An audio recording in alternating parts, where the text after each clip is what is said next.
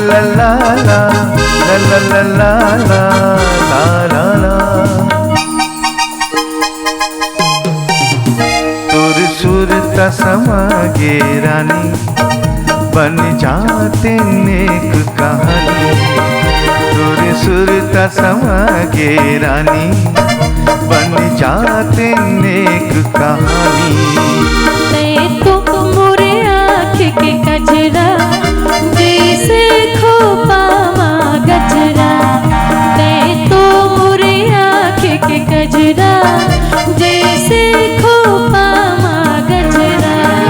जैसे आकाश में चंदा हो, जैसे आकाश में चंदा हो घूमत रही थे। तैसे मोर नजर नजर माँ तोर चेहरा झूलत रही थे। तैसे मोर नजर नजर माँ तोर चेहरा झूलत रही थे।